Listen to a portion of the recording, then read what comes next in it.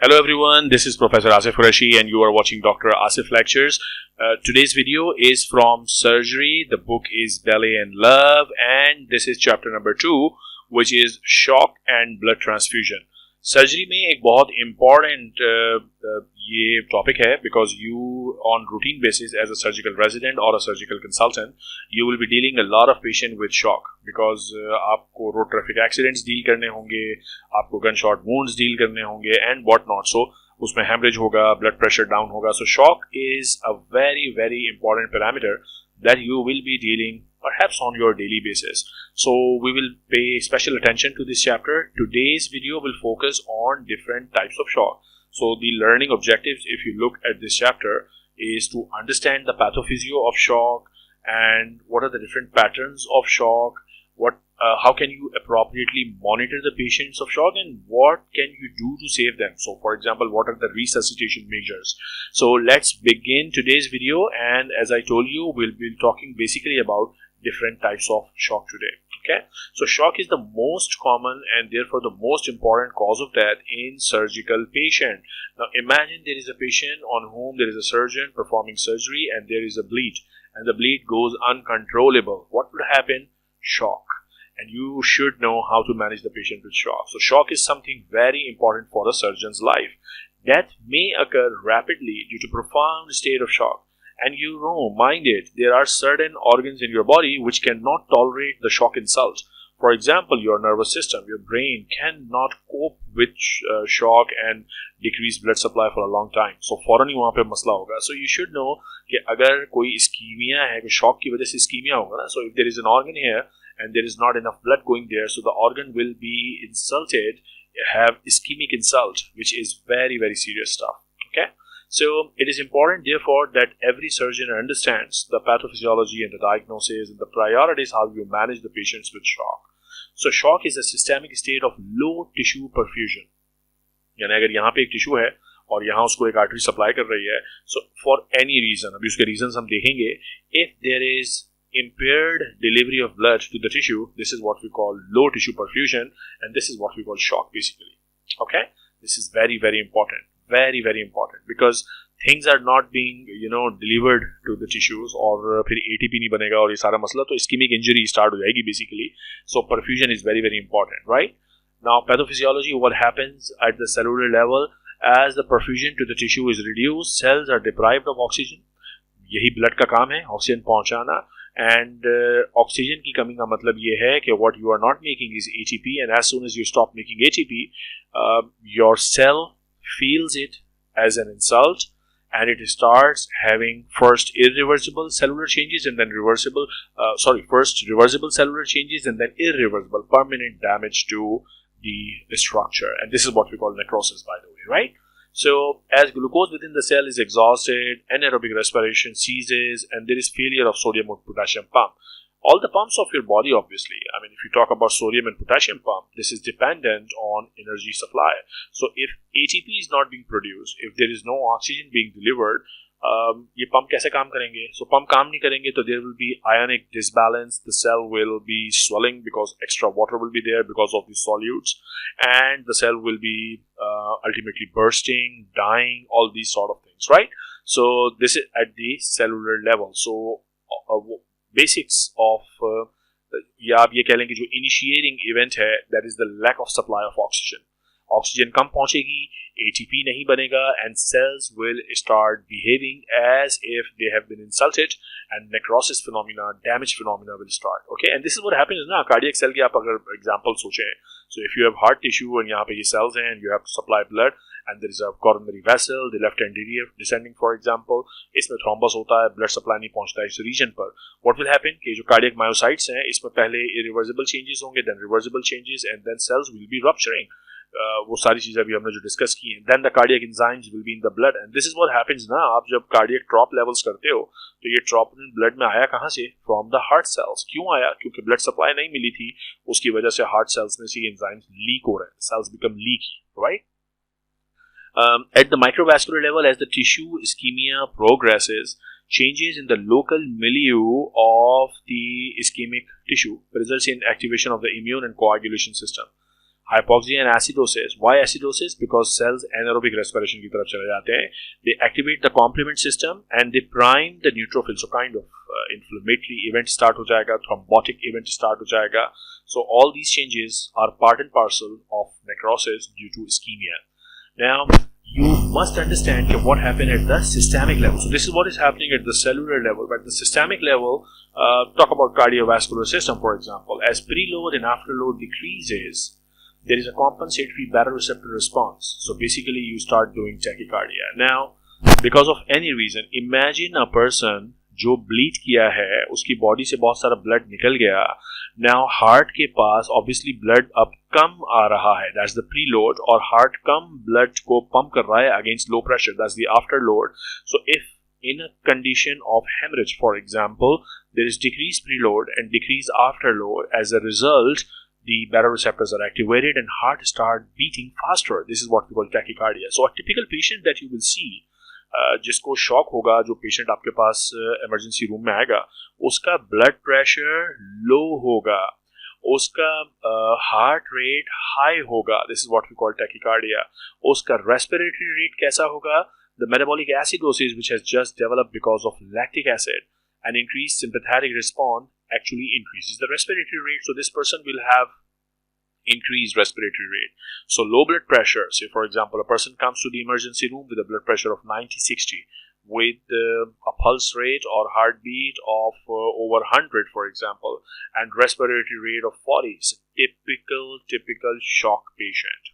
Okay, now how would your kidneys respond? Easy, because if there is low perfusion to the kidneys, now imagine if there is low perfusion, now this is kidney, right? And यहाँ blood कम पहुंच रहा है, तो kidney का तो ये होगा कि मसला भाई ये मेरे पास ब्लड कम आ रहा है, और इस ब्लड कम आने को अब मैं कैसे, ये भी इसको इंसल्ट के तौर पे लेता है, start secreting an important thing. यहाँ renin, angiotensin, aldosterone axis activate हो जाएगा. सो renin will be released, which will be converting angiotensinogen to angiotensin 1, then 2, and then aldosterone. अब aldosterone का काम क्या होगा कि वो ट्यूब्यूल से सोडियम को रीअब्सॉर्ब करे बॉडी में. सोडियम आएगा तो सोडियम के साथ पानी आएगा. So all this effort is to increase the blood pressure, to increase the water content in the body. So this axis will be activated. What you should know is कि आपकी body में whenever there is shock because of any reason, say for example because of accident, blood is lost, because of surgery के दौरान कोई bleeder है जो control नहीं हो रहा, या किसी भी और वजह से अगर शॉक है, तो कार्डियोवास्कुलर सिस्टम में क्या क्या चेंजेस होंगे ब्लड प्रेशर के साथ, पल्स रेट के साथ, रेस्पिरेटरी रेट क्या होगा, and what will be the situation in the kidney. So all this is very important. Now endocrine wise, I just told you that there will be renin, angiotensin, aldosterone system activated, and this system will be actually reabsorbing more sodium and water to increase the blood pressure back to normal. Okay, and also because this is a condition where there is increased sympathetic drive, high cortisol levels will be expected as well. Now, ischemia reperfusion syndrome, that is also a very, very important phenomena. What happens in there is that during the period of systemic hypoperfusion, cellular and organ damage processes due to direct effect of hypoxia activate the inflammation. Now, further injury. Now, imagine there is a blood vessel which was supplying to this organ, and there was a ischemia. Say there was a thrombus or a clot in here. इसकी वजह से यहाँ पे सारे ischemic changes आए, necrosis start हो गई. But suddenly body में obviously there are phenomena ना, चीजें हैं जो clot को भी dissolve करती हैं. सो प्लाज्मिनोजन है फॉर एग्जांपल. सो ये क्लॉट किसी तरह रिजॉल्व होता है और बहुत सारा ब्लड यहाँ दोबारा आता है. अब ये जो बहुत सारा ब्लड आएगा इसमें काफी सारा ऑक्सीजन होगा, एंड द सेल इज बीमार. ये तो काफी इसमें इस्कीमिया हुआ था, ये नेक्रोसिस की तरफ जा रहा था. अब ये जो सारा ऑक्सीजन आएगा, सडनली ये जो बर्स्ट ऑफ ऑक्सीजन आता है उसको ये हैंडल नहीं कर पाता, एंड व्हाट हैपेंस कि फ्री रेडिकल इंजरीज बढ़ जाती है. So more and more free radicals are produced and the tissue starts getting damaged again, and that is very typical. Heart patient है, एमआई हुआ, और उस एमआई के बाद ट्रीटमेंट स्टार्ट की, और उस ट्रीटमेंट के मतलब शुरू में जब एमआई हुआ होगा, there will be increase levels of cardiac markers, और फिर उसका ट्रीटमेंट हुआ, कार्डियक मार्कर्स नॉर्मल हुए, कुछ दिनों के बाद दोबारा ड्रॉप लेवल्स बढ़ गए. सो ये जो दोबारा ड्रॉप लेवल्स बढ़ रहे हैं without pain, these are indicative कि देयर इज रीपरफ्यूजन इंजरी, कि यहाँ पे ट्रीटमेंट की वजह से सपोज इस पेशेंट को स्ट्रेप्टोकाइनेस दिया था, क्लॉट बर्स्ट हुआ, and there is now more blood going again to the damaged tissue, this will further damage the tissue. This is called ischemic reperfusion syndrome. Okay, but this takes me to the classification of shock. There are different categories, very easy to understand. So first of all, for example, is the hypovolemic shock, and that can be because of any reason which leads to reduced circulatory volume. So for example, there is a patient who has got an accident and there is immense bleeding. So because of hemorrhage, it can be because of vomiting, because of diarrhea, profuse vomiting and diarrhea obviously, or it can be because of, think of any reason जहाँ पे blood volume कम हो रहा है. If there is a patient who is urinating quite a lot because of any syndrome, so that would also lead to hypovolemic shock. So if volume is the primary culprit, the volume goes down, this is called hypovolemic shock. Then there is a category called cardiogenic shock, where there is enough blood around but the heart is not ready to pump. And if a heart is not ready to pump, the blood will not be pumped.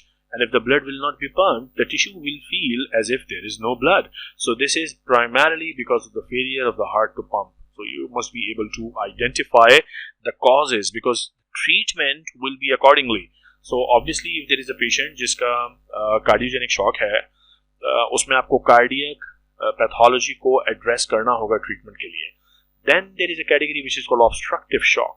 In obstructive shock, there is a reduction in preload due to mechanical obstruction of cardiac filling. So किसी भी वजह से heart में blood आ ही नहीं रहा because of a obstruction anywhere upstream. It can be because of an embolus, a thrombus, a pneumothorax, whatever. The veins are obstructed. So preload है ही नहीं, blood आ ही नहीं रहा, तो pump क्या करेगा heart? This is called obstructive shock. Then there is a shock which is called distributive shock. This describes the pattern of cardiovascular responses characterizing a variety of conditions such as septic shock, anaphylaxis, spinal cord injury. Now, there are different mechanisms associated with them. So for example, if there is sepsis, there is huge vasodilation and the bloods are stored in the compliant vessels such as the veins, and the blood are more into the tissues because of the dilated post-capillary venules and arterioles. So the blood is more in the tissues and not coming back into the heart. This is what we call the distributive shock, primarily seen in sepsis, anaphylaxis, and in injuries where the sympathetic system is badly damaged, such as spinal cord injury. Okay. Then there is an endocrine shock.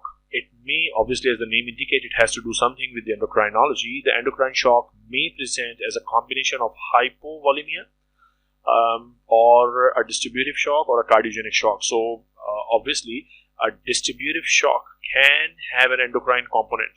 So it's kind of a mixture of everything, right? Such as there is, think about it, adrenal insufficiency. It leads to shock due to hypovolemia, because if adrenals are not working, that would mean that the required hormones, which are primarily required for salt and water balance in the body, they are lost, and the body is now in the state of hypovolemia, or you can say shock.